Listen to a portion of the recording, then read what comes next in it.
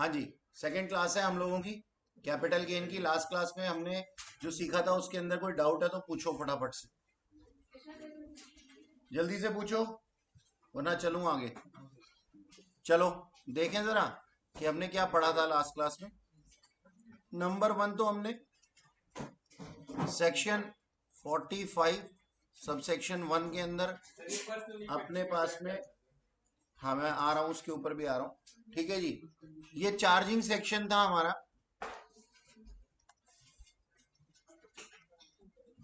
ये charging section था हमारा, है ना।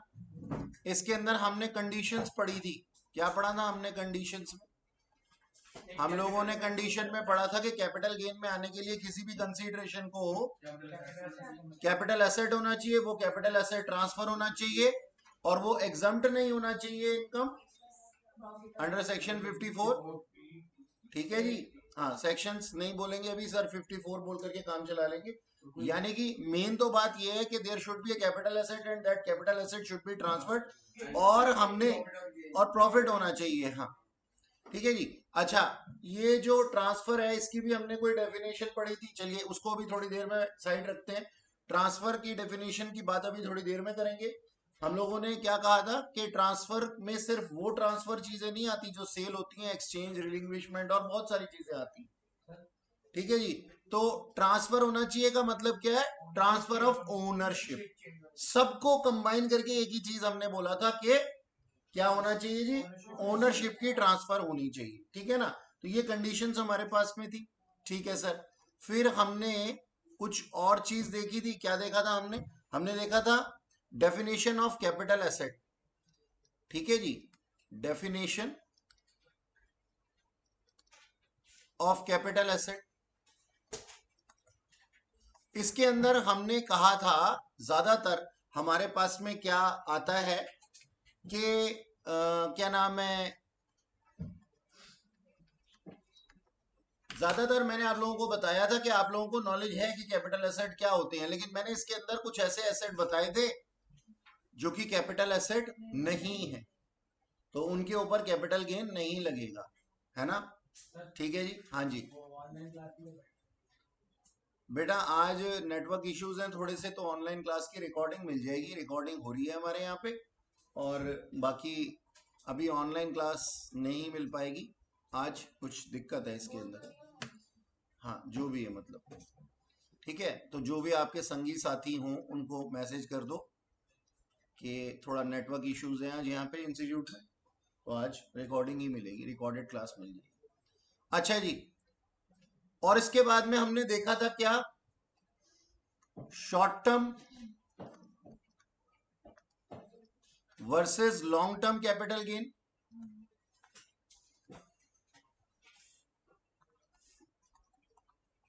हमने पढ़ा था कि short term capital gain short term capital asset से होते हैं और लॉन्ग टर्म कैपिटल एसेट से होते हैं। और लॉन्ग टर्म या शॉर्ट टर्म कैपिटल एसेट्स कैसे बनते हैं? पीरियड ऑफ होल्डिंग से बनते हैं, कि जो हमारे पास में पीरियड ऑफ होल्डिंग होगा, और इसके अंदर हमने अलग अलग एसेट्स के अंदर अलग अलग पीरियड ऑफ होल्डिंग, जरा मुझे याद दिलाना, बिल्डिंग के ऊपर हमने कितना बोला था?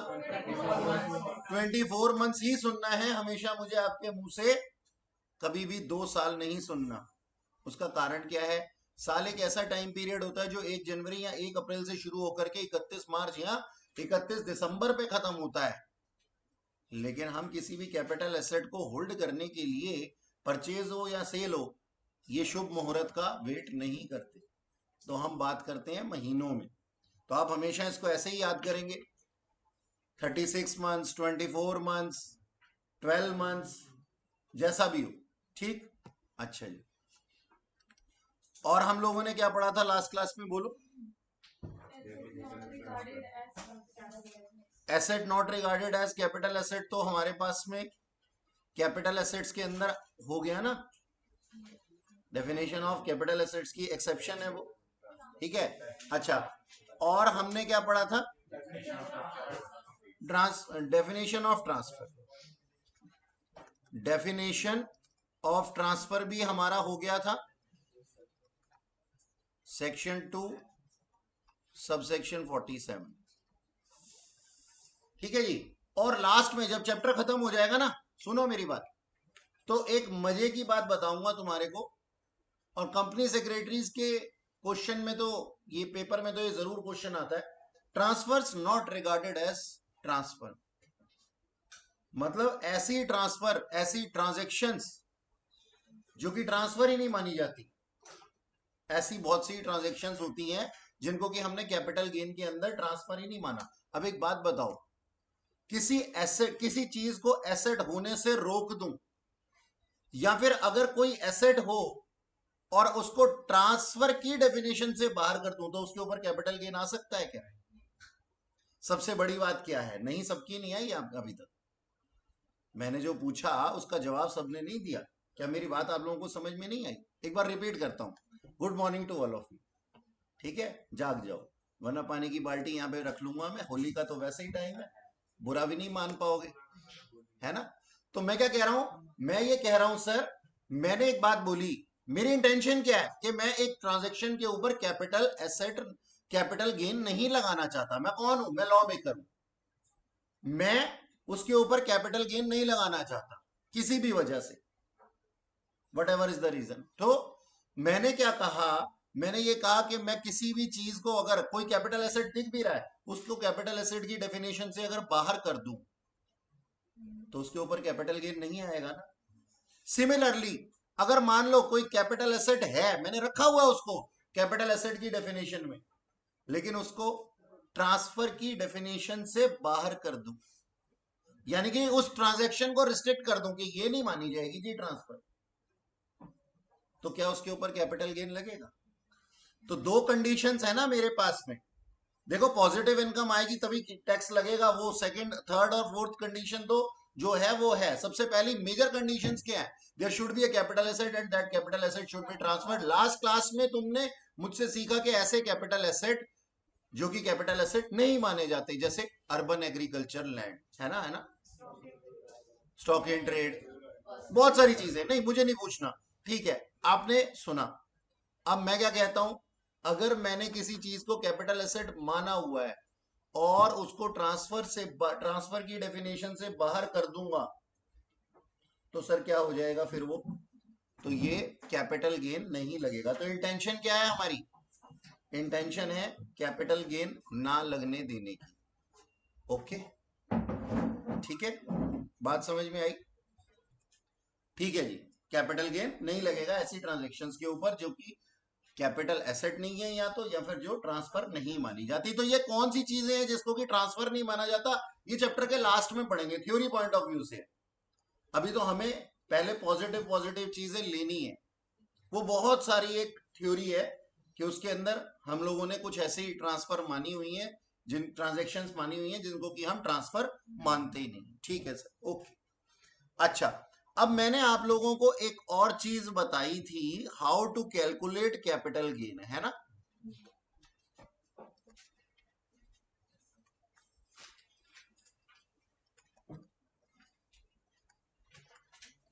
How to calculate capital gain, ये आता है जी सेक्शन 48 के अंदर, ठीक है जी। अब इसका फिफ्थ प्रोवाइजो, इस सेक्शन का फिफ्थ प्रोवाइजो, प्रोवाइजो का मतलब पता है किसी? एक्सेप्शन, ठीक है जी। यानी कि कुछ एक्सेप्शन है जो कि हमें कुछ कह रही है। नॉर्मली हमने क्या कहा था, नॉर्मली हमने कहा था sir sales consideration minus realisable value, है ना? मुंडी इधर करो, मेरी तरफ देखो, सारे के सारे बोर्ड पे ऐसा कुछ नहीं लिखा हुआ अभी तक, यहाँ पे स्क्रीन पे कुछ भी नहीं है इतना ज्यादा। पहले मेरी बात सुनो ध्यान से, मैंने आपको ये बोला sales consideration minus realisable expenditure, जैसे कि आपने ब्रोकरेज वगैरह पे की।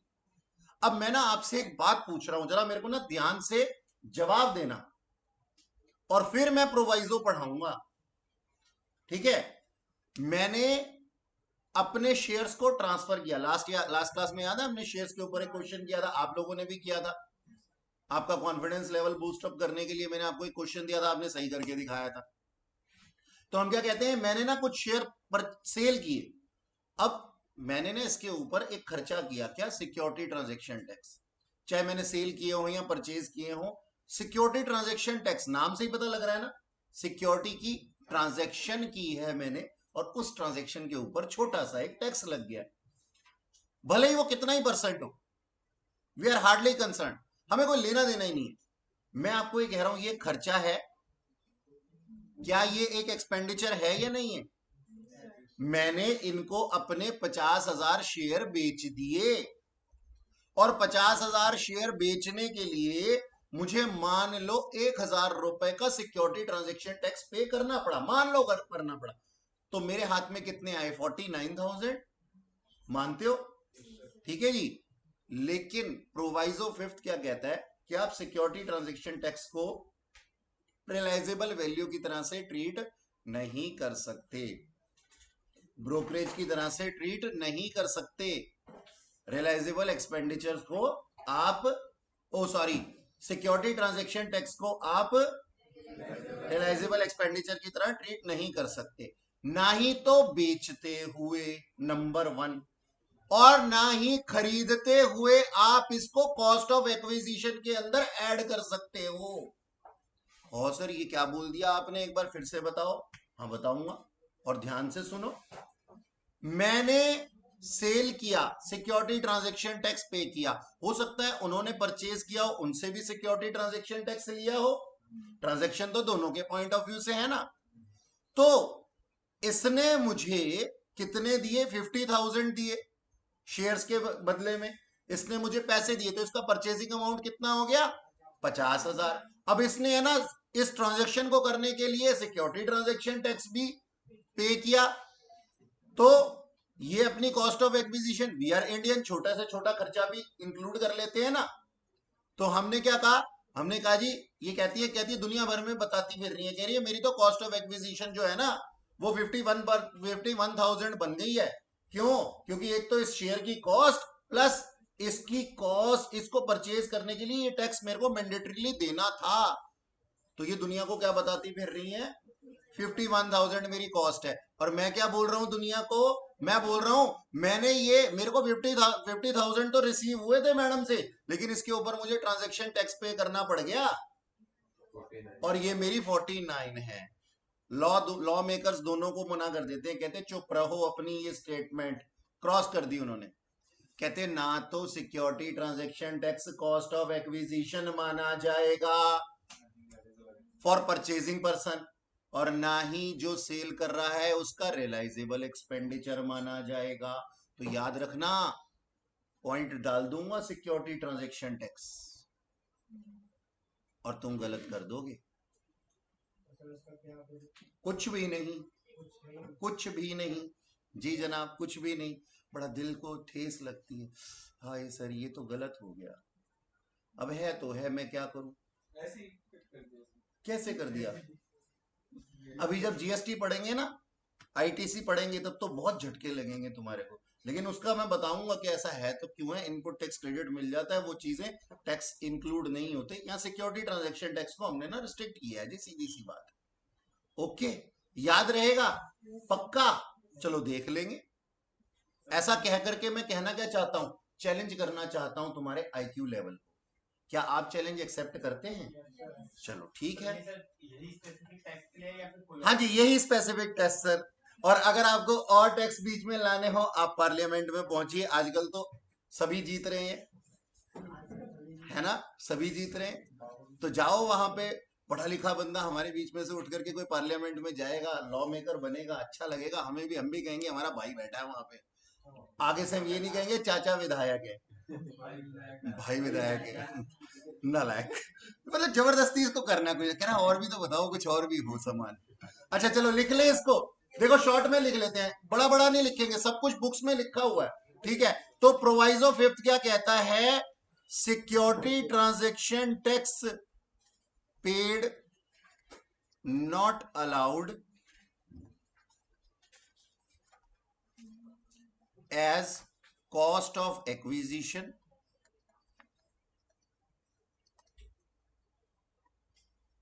and also not allowed as realizable expenditure।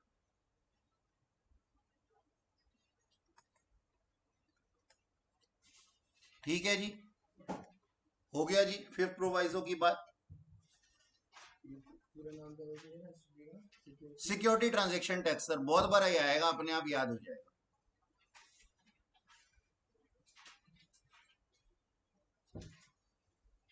हो गया जी, हो गया। चलें आगे।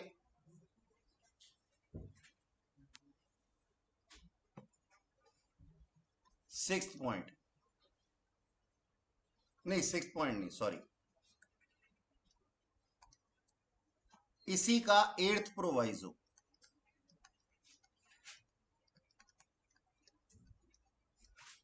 How to calculate capital gain, section 48 का एट्थ प्रोवाइजो क्या कहता है हमारे। सुनो जी, बोलता है आप नॉर्मली तो कैपिटल गेन अगर period of holding short term nature का हो, यानी कि पीरियड ऑफ होल्डिंग की वजह से capital asset short term nature का हो, तो आप नॉर्मली इसको ट्रीट करते हैं। लेकिन अगर ये लॉन्ग टर्म नेचर का हो तो इंडेक्स्ड कॉस्ट ऑफ एक्विजिशन और इंडेक्स्ड कॉस्ट ऑफ इंप्रूवमेंट लगाया जाता है। ये मैंने सिखाया था लास्ट क्लास में, इंडेक्सेशन का बेनिफिट कैसे लिया जाता है और इंडेक्सेशन बेनिफिट कैसे, है ना। तो बस यही लिखा है उसके अंदर, एट्थ प्रोवाइजो के अंदर, कि नॉर्मली आप कैपिटल गेन को इस तरीके से ट्रीट करेंगे, लेकिन अगर लॉन्ग टर्म नेचर में आ जाएगा तो आप क्या करेंगे, इंडेक्सेशन का बेनिफिट ले सकते हैं। तो मैं यहां लिख सकता हूं, indexation allowed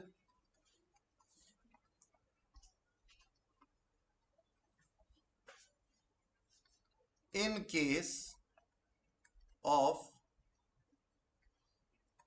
long term capital asset।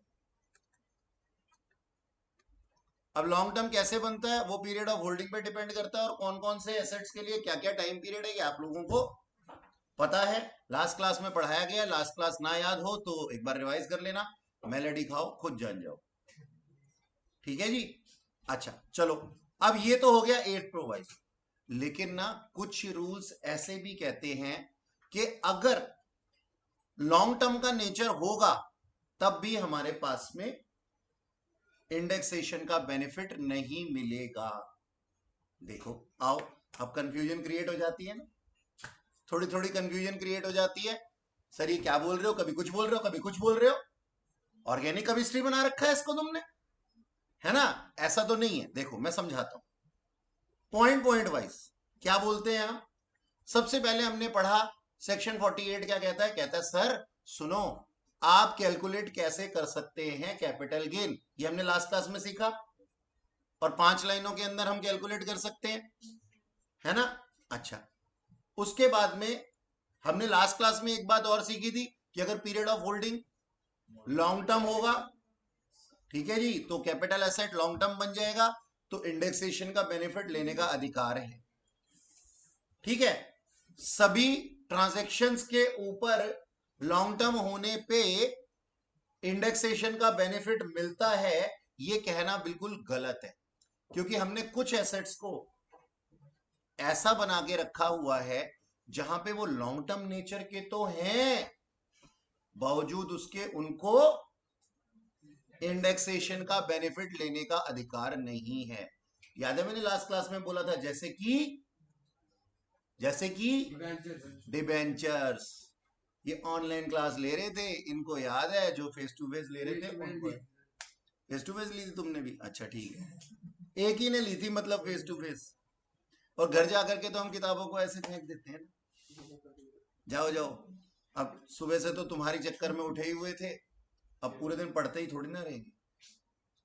तो यहां पे ना एक बात बोलता हूं मैं कि बेनिफिट ऑफ इंडेक्सेशन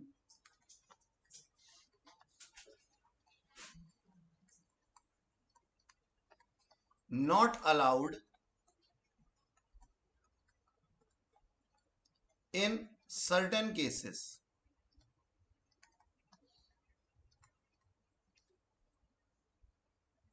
ठीक है जी,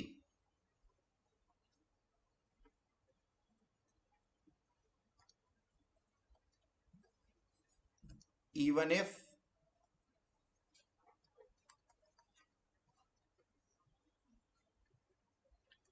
capital asset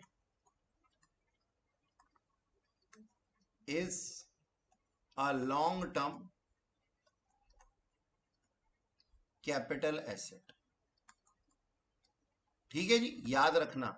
अब ये कौन से केसेस हैं इसको भी हम देख लेंगे, और यकीन मानो इतने क्वेश्चन करूंगा और करवाऊंगा ना तुमसे कि ये सारे रूल्स अपने आप याद हो जाएंगे। जाने तक, चैप्टर खत्म होने तक तुम्हें याद हो जाएगा कि डिवेंचर्स के ऊपर इंडेक्सेशन का बेनिफिट नहीं मिलता। जो ट्रांजैक्शन फॉरेन करेंसी में की जाती है उसके ऊपर इंडेक्सेशन का बेनिफिट नहीं मिलता। जो स्लम्प सेल होती है उसके ऊपर इंडेक्सेशन का बेनिफिट नहीं मिलता। सर ये स्लम्प सेल क्या होती है? नोकिया बिकी थी माइक्रोसॉफ्ट को लमसम अमाउंट पे, that is known as slump sale. तो ऐसे बहुत सारे केसेस है, बहुत सारे तो नहीं, 5-6 केसेस है जहां पे इंडेक्सेशन का बेनिफिट नहीं मिलता। तुम्हारे कोर्स में इतने ही, बाकी जब बड़े हो जाएंगे तो और केसेस पढ़ेंगे, और डेप्थ में पढ़ेंगे जब फाइनल में आ जाएंगे। तो अभी के लिए ये रेड पेन से कितना ही लिख करके मैंने छोड़ दिया। वोडाफोन आइडिया में हुआ है? हाँ जी सर। वोडाफोन आइडिया में? हाँ सर, मर्जर अलग चीज है, परचेज करना अलग चीज है। हाँ जी, ये 5 पॉइंट मैंने लिखे हैं, अगर किसी को कोई दिक्कत है पूछ ले अभी के अभी यहीं पे। बोलिए सर, अच्छे से देख लो इसको, अच्छे से घूर घूर के, जैसे कैलाश को देख रहे थे जब वो क्लास में आया था। कैलाश अंदर से फील कर रहा मेरी मार्केट वैल्यू बढ़ती जा रही। अच्छे से देख लो, और किसी को कुछ पूछना है तो पूछो, क्योंकि वरना मैं आगे चलूंगा, फिर चैप्टर को आगे बढ़ाएं। अभी तक मैंने 1 रुपए का नया चैप्टर शुरू नहीं किया।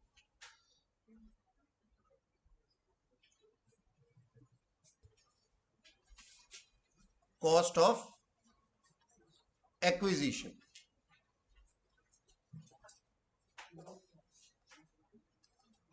सेक्शन 55 क्या बोलता है? ये हमें अलग अलग केसेस में अलग अलग तरीके की कैपिटल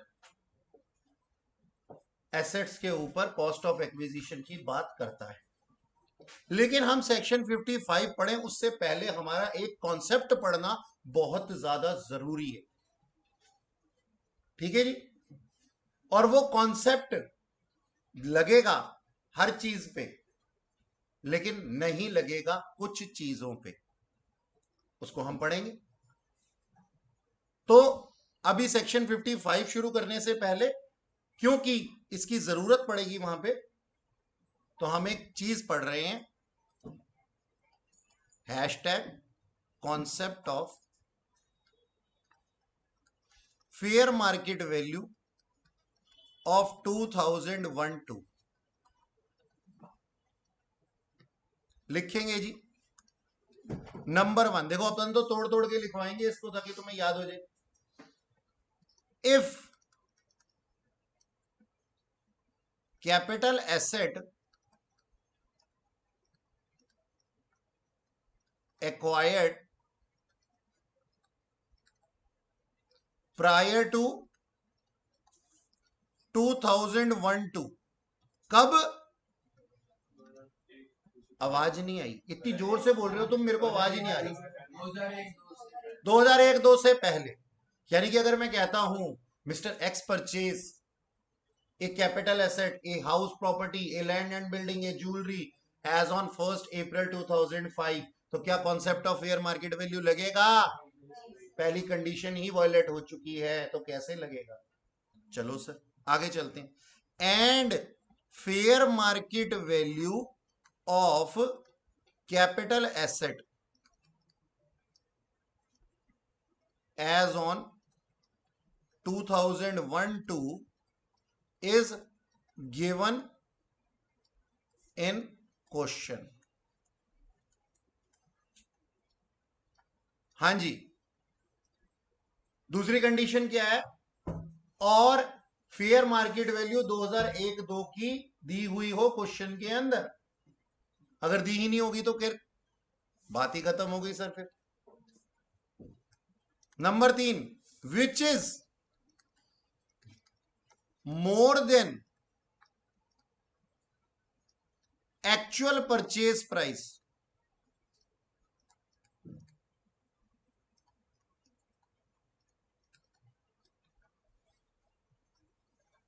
ऑफ एसेट। मतलब क्या कहना चाहते हो सर? आओ देख लें, मुंडी ऊपर, इधर देखो, बाद में लिखना अब आगे। क्या बोलना चाहता हूं? क्वेश्चन के अंदर एसेट एक्वायर किया गया हो साल 2001-2 से पहले, यानी कि मैं कहता हूं मिस्टर एक्स ने एक्वायर किया 1995-96 में कोई कैपिटल एसेट। हाँ सर। क्वेश्चन में फेयर मार्केट वैल्यू गिवन हो, हाँ गिवन है, मान लो दी हुई है 7 लाख रुपए, और जो कि ज्यादा होनी चाहिए, जो कि ज्यादा होनी चाहिए, जो कि ज्यादा होनी चाहिए किससे? एक्चुअल परचेज प्राइस से। यानी कि मिस्टर एक्स ने इसको परचेज किया हो 7 लाख रुपए का और फेयर मार्केट वैल्यू पहुंच गई हो 9 लाख रुपए, तो condition applicable.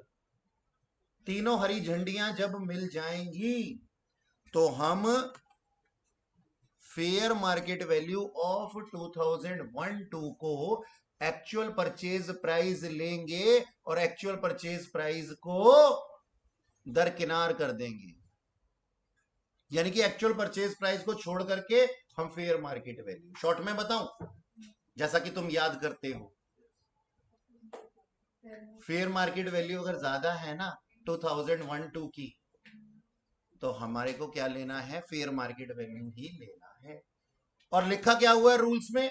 Fair market value और actual purchase price whichever is higher. तो मैंने उसको ऐसे याद करा दिया। ठीक है, तो हम क्या कहते हैं? Then fair market value of 2001-2 shall be treated as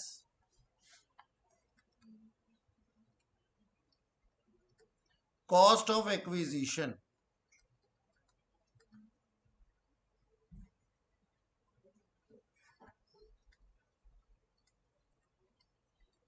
for the purpose of computing taxable capital gain. Okay, बताओ कोई दिक्कत है इसमें? रूल्स ऐसे ही याद करते रहेंगे।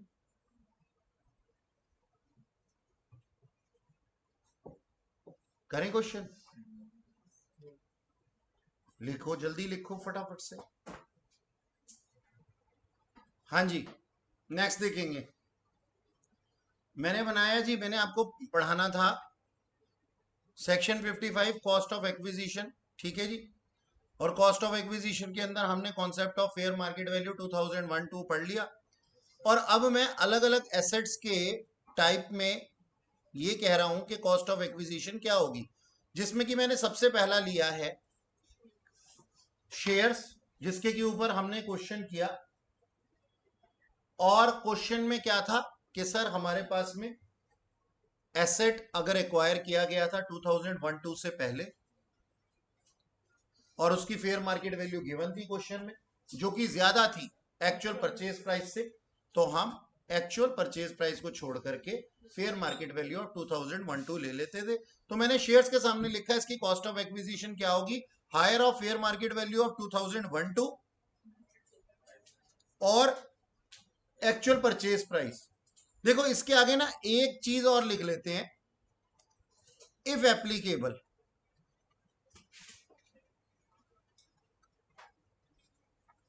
क्योंकि जरूरी तो नहीं है ना कि एफएमई 2001-2 का कॉन्सेप्ट हर जगह लगे। क्यों जी, जरूरी है? अगर मैंने एसेट को एक्वायर ही नहीं किया 2001-2 से पहले, तो फिर आप ऐसे कैसे कह सकते हैं higher of fair market value 2001-2 और एक्चुअल परचेज प्राइस? यानी कि नॉर्मल केस में अगर मैंने एक शेयर को खरीदा है 2001-2 के बाद में, तो उसका कॉस्ट ऑफ एक्विजिशन क्या होगा? Actual purchase price. लेकिन अगर हमने 2001-2 से पहले खरीदा है तो डिपेंड करता है सिचुएशन पे, क्वेश्चन पे, कि इन दोनों का हायर जो है वो क्या लिया जाए? एक्चुअल कॉस्ट ऑफ एक्विजिशन लिया जाए। 1-2 में भी हायर ही होगा। 1-2 में हायर होगा मतलब 2001-2 में अगर शेयर खरीदा है तो पहला रूल वॉयलेट हो जाएगा, क्योंकि मैंने वहां पे क्या लिखा था, प्रायर टू, और प्रायर का मतलब है पहले, 2001-2 से पहले। ठीक है जी, कोई दिक्कत तो नहीं है। अब मैंने यहां पे एक चीज लिखी है सर, बोनस शेयर, और मैं इसको प्रूव करूंगा एग्जाम्पल के साथ में। आपकी सहमति के बिना कुछ नहीं होने वाला है यहां पे। बोनस शेयर, सबसे पहले तो बोनस शेयर होते क्या है, पैसे दे के मिलते हैं, एक पे एक फ्री मिलता है। सीधी सी बात है सर, रूल्स कुछ भी होते हो अकाउंटिंग के अंदर, ऑडिटिंग के अंदर, मोटी मोटी सी बात है कि जब सरप्लस बढ़ जाता है कंपनीज के पास में, तो वो डिविडेंड देने की बजाय बोनस शेयर इशू कर देती हैं। तो बोनस शेयर हमारे को फ्री ऑफ कॉस्ट मिलता है, मानते हो? ठीक है जी। अच्छा, अब जरा चेक करें एक क्वेश्चन के अंदर, आओ, और उस पेज पे कुछ नहीं लिखना जिसको कि आपने दो पार्ट्स में डिवाइड किया होगा। ये एग्जांपल आप लिखेंगे नंबर 2, बोनस शेयर, और मैंने यहां पे लिखा mister X purchase 5,000 shares at the rate 10 each as on 1st April 1992। ठीक है जी। अच्छा, और फिर company issued bonus share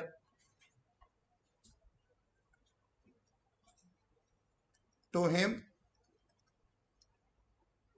1,000 bonus shares to him as on 1/4/1998 and again 500 shares bonus shares on 1/4/2003। Mister x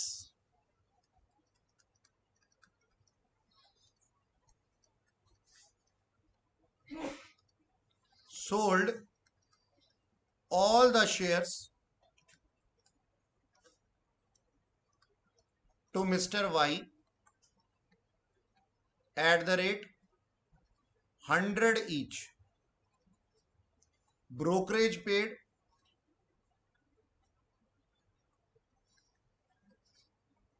by Mr. X ₹2,000 compute taxable capital. हाँ जी, 2 bonus share आ चुके हैं इसके अंदर, कोई शक तो नहीं किसी को? CII, ठीक है जी। डेट ऑफ सेल है 1 मई 2009, और CII दिए हुए हैं आपके पास में 1-2 का 100, 3-4 का 109, 9-10 का 148। ठीक है, ओके। हाँ जी सर, ये क्वेश्चन था हमारे पास में जिसमें कि 50,000 शेयर्स हमने 10 रुपए ईच के खरीदे थे, 1/4/1992 को खरीदे थे, और हमें कंपनी ने इशू किए थे 1,000 बोनस शेयर्स। ठीक है जी, कब? 1/4/1998 को, यानी कि 2001-2 से पहले, और 500 शेयर 2001-2 के बाद, यानी कि 1/4/2003 में। और इसको सारे के सारे शेयर्स को 1 मई 2009 को मिस्टर एक्स ने 100 रुपए का बेच दिया था मिस्टर वाई को, और इसके लिए उन्होंने ब्रोकरेज पे की थी कितनी? 2,000 रुपए। फेयर मार्केट वैल्यू 2001-2 का था 13 रुपए, जो कि ज्यादा है एक्चुअल परचेज प्राइस 10 से। अच्छा जी, CII दिए हुए 1-2 का 100, 3-4 का 109, और 9-10 का 148। ओके सर, हमने किया सर सेल्स कंसीडरेशन। पहले तो नंबर ऑफ शेयर्स कितने बिके हैं, वो 50,000, हाँ गए, वो 1,000, हाँ गए, वो 500, हाँ गए, तीनों गए। 51,500 शेयर 100 रुपए की कॉस्ट पे बिके हैं। तो हमारी कंसीडरेशन कितनी आ गई, सेल्स कंसीडरेशन 51,50,000। रिलाइजेबल एक्सपेंडिचर, हाँ जी ब्रोकरेज उन्होंने 2000 पे की तो नेट कंसीडरेशन आ गई 51,48,000। इसके बाद कॉस्ट ऑफ एक्विजिशन, अब इसके ऊपर ध्यान देना। Cost of acquisition original shares का कितना था, एक्चुअल परचेज प्राइस, लेकिन बीच में आ गया क्या, फेयर मार्केट वैल्यू ऑफ 2012। हमने क्या पढ़ा था अभी थोड़ी देर पहले, हमने पढ़ा था if asset acquire prior to 2012 and fair market value is given in the question which is more than actual purchase price, then we will treat cost of acquisition as fair market value of 2012। क्या इस question के अंदर original shares को 2001-2 से पहले खरीदा गया है, जी हाँ। क्या फेयर मार्केट वैल्यू गिवन है, जी हाँ। क्या वो बड़ा है एक्चुअल परचेज प्राइस से, एक्चुअल परचेज प्राइस था 10 और 13 आजकल बड़ा माना जा रहा है, तो हम क्या कहते हैं सर, हम इसको मल्टीप्लाई कर देते हैं 13 से। ये concept of fair market value इस पॉइंट को ले गया, ठीक है ना, ओके सर। अब 6,50,000 आ गया, मल्टीप्लाई करने पे सीआईआई लगाया, सीआईआई ऊपर लगाते हैं कौन सा वाला, सेल ईयर का, जिसमें हमने एसेट को सेल किया है, और नीचे परचेज वाला। तो हमने 2001-2 से पहले परचेज किया था, लेकिन इससे पहले का सीआईआई हमारे पास है ही नहीं, और मैंने बताया था कि अगर एसेट एक्वायर किया जाता है 2001-2 से पहले तो लास्ट सीआईआई लेते हैं, वो हमारे पास 101-2 का है, ठीक है। तो 100 नीचे और 148 ऊपर, 9,62,000 कॉस्ट ऑफ एक्विजिशन माइनस हो गई ओरिजिनल शेयर्स की, लेकिन अभी cost of acquisition bonus share की बाकी है। बोनस शेयर में पहले बोनस शेयर हमारे को जो मिले थे वो साल 2001-2 से पहले मिले थे, जी हाँ। कितने में मिले थे सर, 0 रुपीज में। क्या क्वेश्चन में फेयर मार्केट वैल्यू गिवन है, जी हाँ सर दिया हुआ है। क्या वो 0 से ज्यादा है, सर 0 से ज्यादा ही होगा, कोई भी दिया हुआ, चाहे 1 ही रुपया दिया हुआ, तो वो 0 से ज्यादा है, 13 रुपए 0 से ज्यादा है। तो हमने क्या किया, 1000 शेयर जो पहले बोनस शेयर थे मल्टीप्लाई किया 13 से, क्योंकि यहां पे भी फेयर मार्केट वैल्यू बीच में आ गया। क्यों जी, मानते हो नहीं मानते हो, तो 13,000 और इंटू 148 डिवाइडेड बाय 100। सर हम उसको मर्ज करके कर सकते थे, दोनों को आपस में, बिल्कुल कर सकते थे, लेकिन पहला पहला क्वेश्चन था ऐसा, इसलिए मैंने कहा अलग अलग करके दिखा देता हूं। तो 19,240 हमारी कॉस्ट ऑफ एक्विजिशन मान ली गई, ओके सर।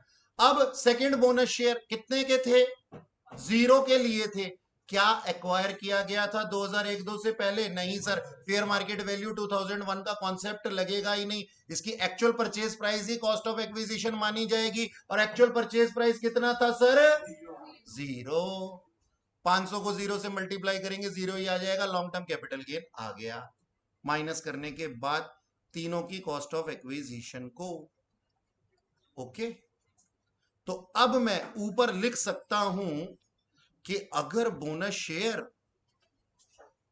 परचेज किए जाते हैं प्रायर टू 2001-2 तो फेयर मार्केट वैल्यू 2001-2 इसके ऊपर एप्लीकेबल हो जाएगा, और कॉस्ट ऑफ एक्विजिशन यही मानी जाएगी। और अगर आफ्टर 2001-2 किए गए हैं तो 0 वैल्यू पे लिए गए हैं, और कॉस्ट ऑफ एक्विजिशन भी नील ही माना जाएगा। क्या मैंने अपने इस पॉइंट को प्रूव कर दिया, क्या आपको ये बात समझ में आई, ठीक है सर। राइट शेयर्स और राइट अनाउंस। राइट शेयर क्या होता है, एक बार फिर से बोल देता हूं।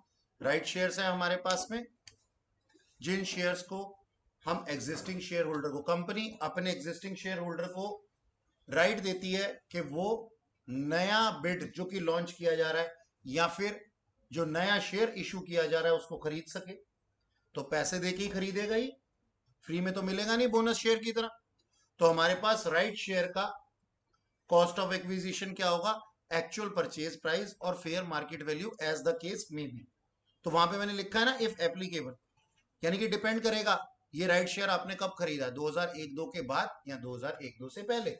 अगर 2001-2 से पहले खरीदा है और फेयर मार्केट वैल्यू गिवन है और जो कि ज्यादा है एक्चुअल परचेज प्राइस से, तो आपका एफएमवी का फॉर्मूला फिट हो जाएगा, वहां कॉन्सेप्ट फिट हो जाएगा।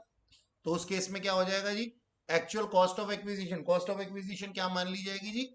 Fair market value of 2001। ठीक है, ओके।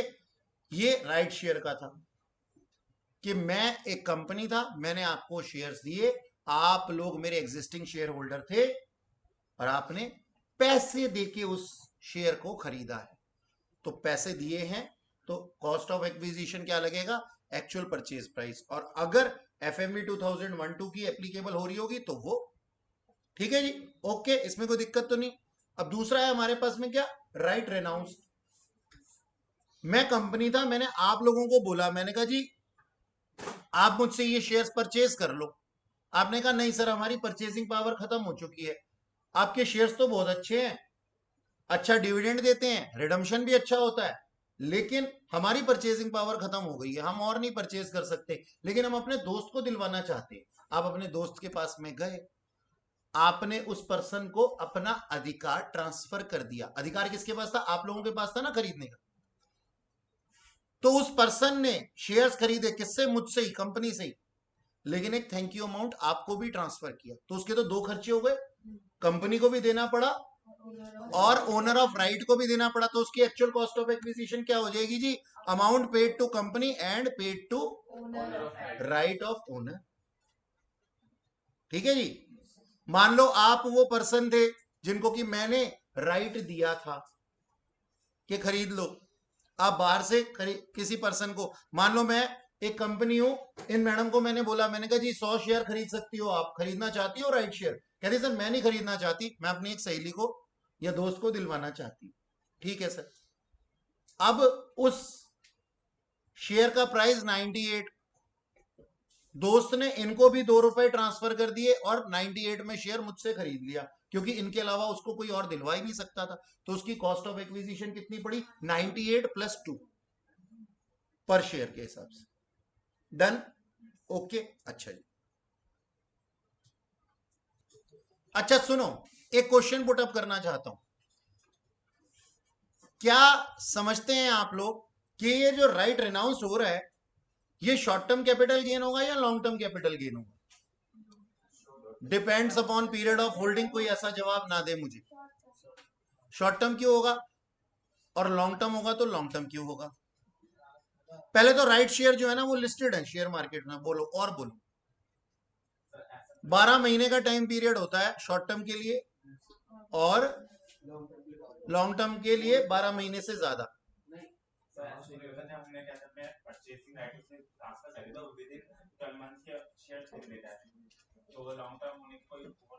चांसेस नहीं होते। हाँ, ये भाई साहब बिल्कुल सही कह रहे हैं। इन्होंने क्या कहा उसको समझाने के लिए ना एक बात पूछता हूं मैं तुमसे। तुम्हारे घर में मेहमान आते हैं, है ना? तुम चाय लेकर के जाते हो। मान लो मैं आया तुम्हारे घर पे, तुम चाय और बिस्किट लेकर के आए मेरे लिए। मान लो मैं चाय नहीं पीता, मैं कॉफी पीता हूं। मैंने कहा नहीं जी मैं चाय नहीं पीता। कितनी देर लेकर के खड़े रहोगे मेरे जाने तक? सर ले लो, सर ले लो, सर ले लो, नहीं ना? एक बार पूछोगे फिर हटा लोगे, ठीक है जी नहीं पीनी तो मत पियो।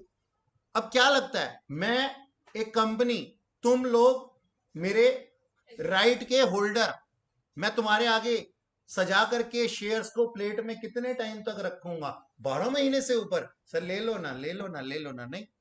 और क्या आपको इतना टाइम दूंगा कि 1 साल तक आप बता दो मुझे लेना चाहते हो या नहीं, या रेनाउंड करना चाहते हो? Ever and ever short term in nature. लिख लो यहां पे, एवर शॉर्ट टर्म।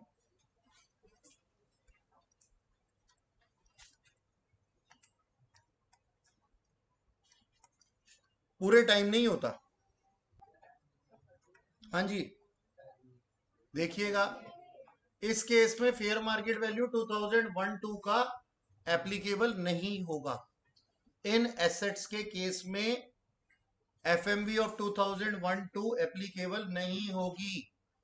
यानी कि अगर मैं बात करता हूं गुडविल ऑफ बिजनेस की, आप अगर गुडविल ऑफ बिजनेस बेच रहे हैं तो चाहे ये 2001-2 से पहले बेची गई हो या खरीदने वाले के लिए खरीदी गई हो, ठीक है जी, आप इसके ऊपर फेयर मार्केट वैल्यू का कॉन्सेप्ट 2001-2 का नहीं लगाएंगे। तो ये चीजें क्या है, ये कौन कौन सी चीजें हैं? ये है goodwill of business, number 2 trademark या ब्रांड मार्क, मतलब मान लीजिए आपने कोई फ्रेंचाइजी खोली है मैकडोनल्ड की, आप परचेज कर रहे हैं उसको, ठीक है जी, आपने 2001-2 से पहले परचेज किया है 7 लाख रुपए का, फेयर मार्केट वैल्यू उसकी 1-2 में 10 लाख पहुंच गई है, सारी रूल्स एप्लीकेबल हो रहे हैं, बावजूद इसके आप 7 लाख रुपए ही इसकी कॉस्ट ऑफ एक्विजिशन यानी कि एक्चुअल परचेज प्राइस ही लेंगे। क्यों? क्योंकि यहां ऊपर लिखा हुआ है कि फेयर मार्केट वैल्यू 2001-2 की इन केसेस में एप्लीकेबल नहीं होगी। तो यहां पे हम लिख लेते हैं therefore cost of acquisition, acquisition of cost लिख दिया मैंने, cost of acquisition is actual purchase price.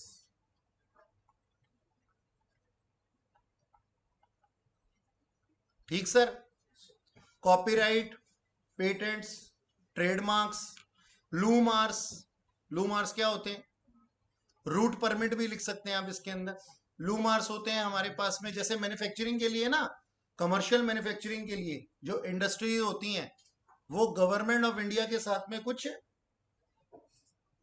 Agreement कर लेती हैं। वो कहती हैं जी आपके एरिया से पावर कट करके ना उनको इलेक्ट्रिसिटी सप्लाई की जाती है, जैसे इनके एरिया से 1 घंटा काट लिया, उनके एरिया से 1 घंटा, एक घंटा सबसे काट करके इलेक्ट्रिसिटी सप्लाई की जाती है इनको, क्योंकि इनको ना पावर कंजम्पशन बहुत ज्यादा होती है।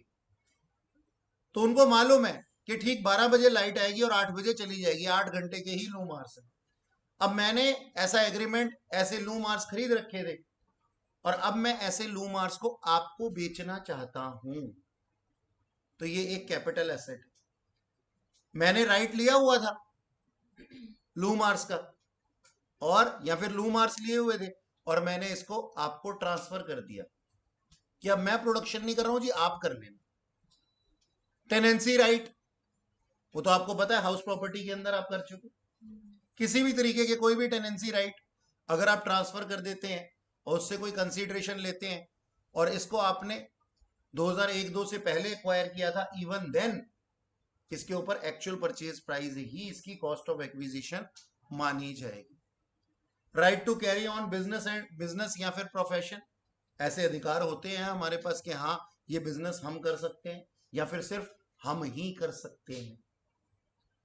राइट टू मैन्युफैक्चर, पेटेंट्स के अंदर भी तो यही होता है।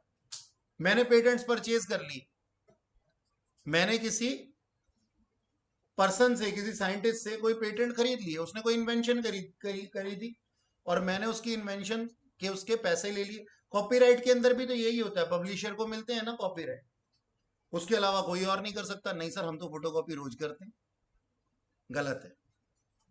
ठीक है जी। तो ये सारी चीजें जो हैं हमारे कैपिटल एसेट्स हैं जिनके की ऊपर फेयर मार्केट वैल्यू ऑफ 2001-2 का कंसेप्ट नहीं लगेगा। कॉस्ट ऑफ एक्विजिशन की तरह से, मतलब फेयर मार्केट वैल्यू ऑफ 2001-2 की तरह से कॉस्ट ऑफ इंप्रूवमेंट की भी बात हम कर रहे हैं क्या, कि इन कैपिटल एसेट्स पे कॉस्ट ऑफ इंप्रूवमेंट एप्लीकेबल नहीं है। ये क्वेश्चन में आपको कहीं पे भी दिखाई देते, गुडविल ऑफ बिजनेस हो गया, राइट टू मैन्युफैक्चर हो गया, या फिर right to carry on business या फिर प्रोफेशन हो गया। ये चीजें जो हैं इनके ऊपर आपको कॉस्ट ऑफ इंप्रूवमेंट नहीं लेनी। और एक बात और याद रखना कि कॉस्ट ऑफ इंप्रूवमेंट सभी एसेट्स पे 2001-2 से पहले की इग्नोर करनी है। ध्यान से सुन लो मेरी बात, ध्यान से सुन लो। मिस्टर एक्स ने, मैं यहां बना ही देता हूं, मिस्टर एक्स ने परचेज किया house property for ₹7 lakh as on 1/4/1992। He constructed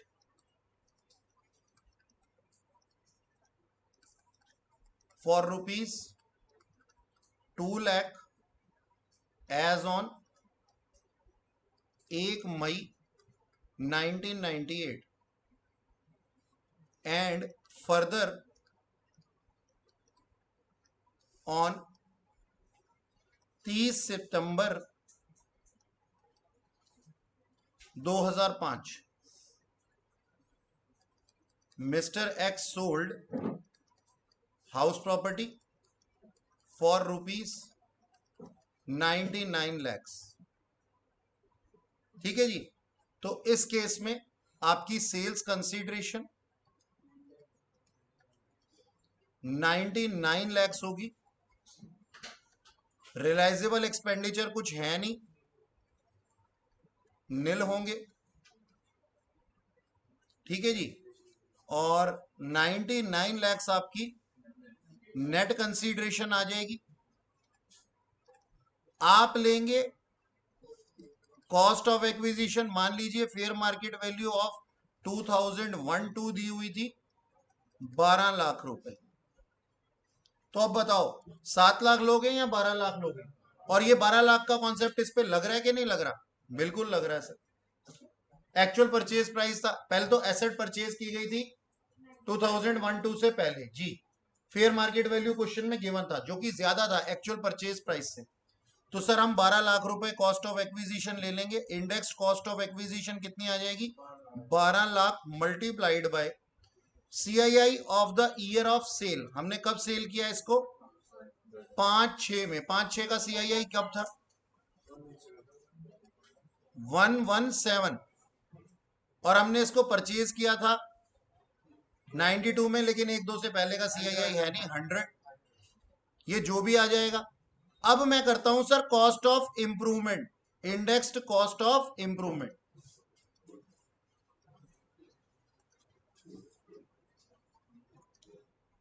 indexed cost of improvement जी जनाब। मेरे को पहली वाली इंप्रूवमेंट 98 की लेनी है क्या? नहीं लेनी। रूल्स क्या कहते हैं सर? अभी अभी आपने पढ़ा है, रेड पेन से ऊपर लिखा हुआ है कि cost of acquisition prior to 2001-2 shall be totally ignore on all the assets, सारे एसेट्स, क्योंकि हम इसको फेयर मार्केट वैल्यू के अंदर इंक्लूडेड मानते हैं। अच्छा आगे चलते हैं जी। तो कॉस्ट ऑफ इंप्रूवमेंट क्या हो जाएगी? कौन सी वाली? सेकंड वाली ले लेंगे। 30 सितंबर 2005 को मान लो फॉर 3 लाख रुपीस। तो हम क्या करते हैं यहाँ पे 3 lakh multiplied by CII of the year in which asset sold 56,117 divided by जिस साल कंस्ट्रक्शन हुई थी, यानी कि 5/6 को हुई थी। नहीं, इसने इसको कब बेचा था? 99 में। 5/6 को हुई थी। चलो इसको 5/6 की जगह मैं क्या बना देता हूं? 3 बना देता हूं इसको। ठीक है जी। तो 3/4 का कितना है CII? 109। और ये आ जाएगी, ये आ जाएगा मेरा long term capital gain, what ever. बात समझ में आई जी? तो हमारे को रूल याद हो गए। इंप्रूवमेंट एक्सपेंडिचर प्रायर टू 2001-2 सारे एसेट्स पे इग्नोर किया जाएगा।